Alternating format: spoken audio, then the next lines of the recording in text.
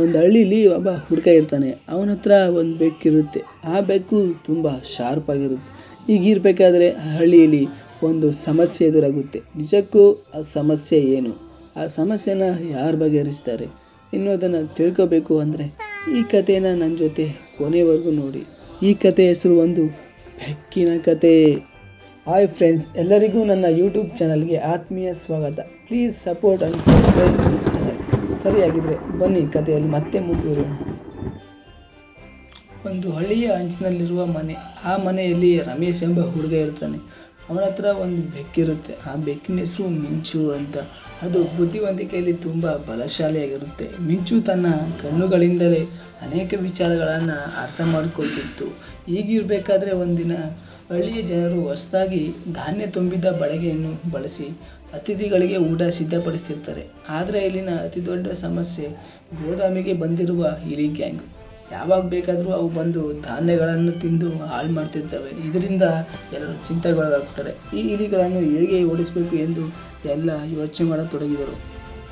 ಈ ವಿಷಯ ತಿಳಿದ ರಮೇಶನು ಮಿಂಚುವನ್ನು ಅಲ್ಲಿಗೆ ಕರೆದುಕೊಂಡು ಬಂದು, ನಮ್ಮ ಮಿಂಚು ತುಂಬ ಬುದ್ಧಿವಂತ, ಇದು ನಿಮ್ಮ ಸಮಸ್ಯೆಯನ್ನು ಬಗೆಹರಿಸುತ್ತಾನೆ ಎಂದು ಆತ್ಮವಿಶ್ವಾಸದಿಂದ ಹೇಳಿದನು.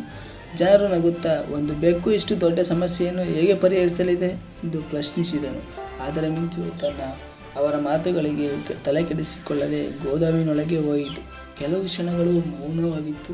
ಎಲ್ಲರೂ ಕುತೂಹಲದಿಂದ ನೋಡ್ತಿದ್ರು.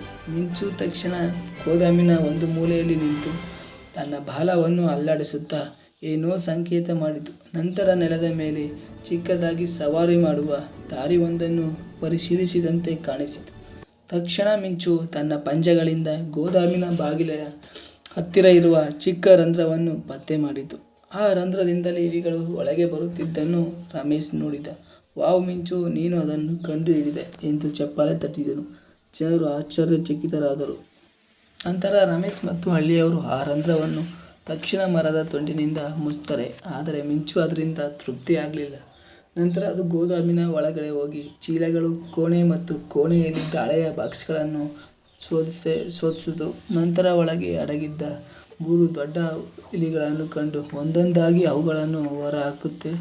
ಇದನ್ನು ನೋಡಿದ ಜನರು ತುಂಬ ಬೆರಗಾದರು.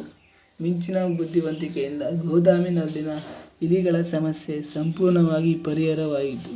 ಹಳ್ಳಿಯ ಮುಖಂಡರು ಮಿಂಚಿಗೆ ಒಂದು ವಿಶೇಷ ಗಂಟೆಯ ಕೊಂಡಿಯನ್ನು ಉಡುಗೊರೆಯಾಗಿ ಹಾಕಿದರು. ನಂತರ ಈ ಮಿಂಚು ನಮ್ಮ ರಕ್ಷಕ ಎಂದು ಪ್ರಶಂಸಿಸಿದರು.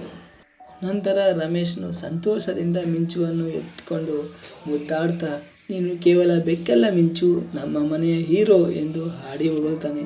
ಅಂದಿನಿಂದ ಮಿಂಚು ಆ ಹಳ್ಳಿಯ ಎಲ್ಲರ ಪ್ರೀತಿಗೆ ಪಾತ್ರವಾಗಿ ಹಾಗೂ ರಮೇಶ್ ಮತ್ತು ಮಿಂಚು ಎಂದಿನಂತೆ ಖುಷಿಯಿಂದ ಬದುಕತೊಡಗಿದರು.